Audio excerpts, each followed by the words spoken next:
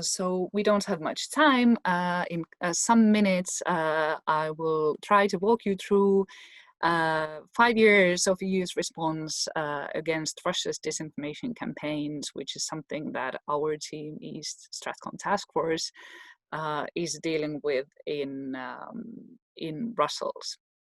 So the first steps of EU's understanding in the issue and challenge of disinformation was in 2015, with the background being the war in Ukraine, illegal annexation of Crimea, when all the EU member states decided that something needs to be done with this problem and set up a team to address Russia's ongoing disinformation through 3 different work strands. First, improving EU's own communication, second, support independent media, and third, to tackle disinformation. So throughout the years, we have gathered 5 core narratives that pro-Kremlin disinformation is using. Most of them are targeting like the division between the elites and the people, or threaten values, threaten sovereignty, or supporting the view that only Russia is good power in the globe, and this is how it looks like in practice. So here you can see a Sputnik article right before Brexit, vote in the UK, linking the EU with the Nazis, and speculating with the idea of an EU army. Now, this is a very traditional, very standard picture of how pro-Kremlin disinformation looks like. We have gathered a database of disinformation cases, which is publicly available on eu-versus-disinfo.eu website. And as I can see, many of the participants today are having different projects, working with the issue, fighting disinformation. This can also be quite valuable resource for you, so I'm happy to share that with you. The whole database, you can use that in developing different data tools and detection tools to address disinformation. And these are examples of our disinformation cases from 2015 and 2020. Third of all the disinformation examples that we have gathered are about Ukraine. So repetition is core function of how disinformation is circulating and how it works. Why is the Kremlin doing it? Throughout these years, all these discussions and all different panels and conferences where you have also been part of, we often hear that, okay, so independent media literacy, educating people is all important, but when it all comes together, we still are struggling with a phenomenon that cannot be stopped easily. So raising the cost of disinformation to malign actors is still something that needs to be done. Pro-Kremlin disinformation is also coordinated. Here you can see an image of weekly meetings where all main media companies gather in the Kremlin to decide on their media agenda next week.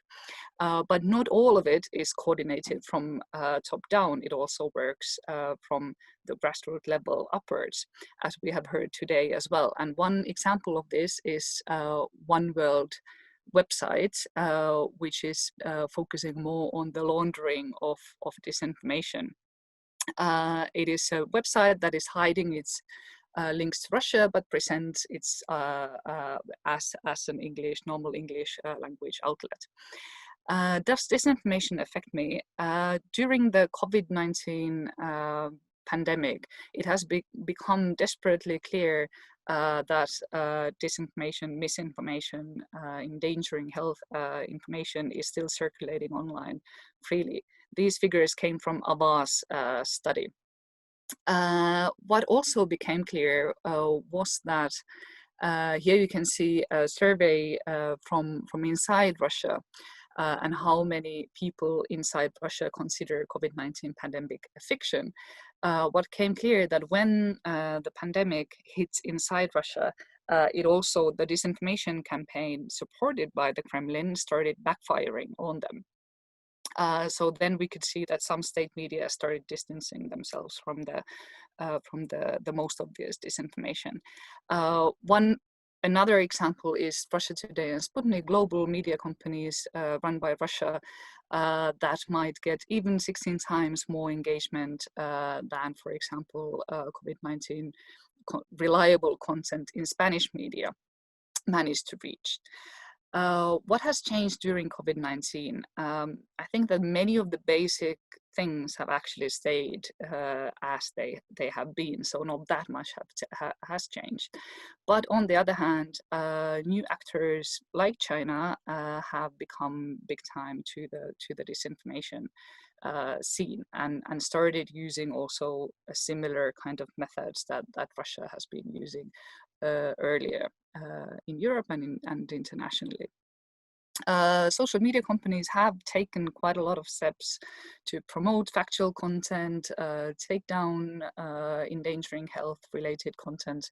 Facebook started labeling state-controlled media, Russia Today, also Chinese state media, with labels that this is funded by and controlled by states.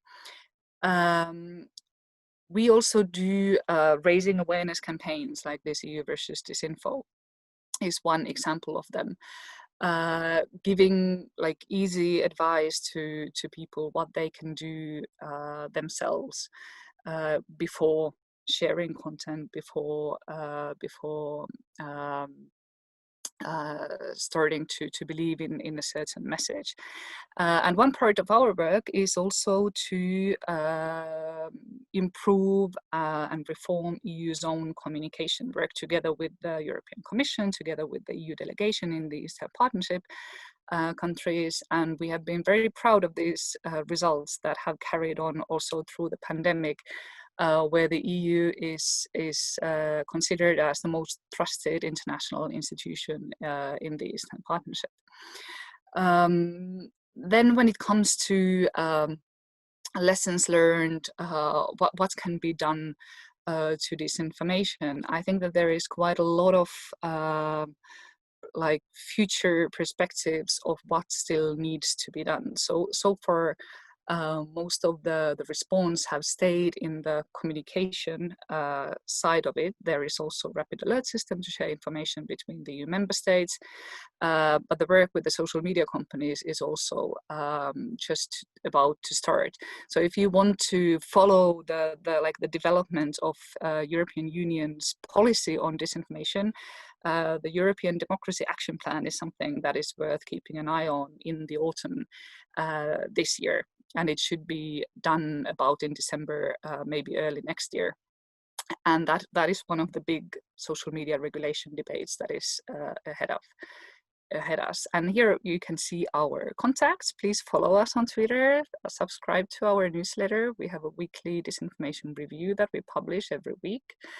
And visit our website, EU versus disinfo.eu. And in the midst of this hard fight against disinformation, it's also sometimes good just to take a nap and relax a little bit and keep your mind out of all the garbage that you have to see and read every day doing this job.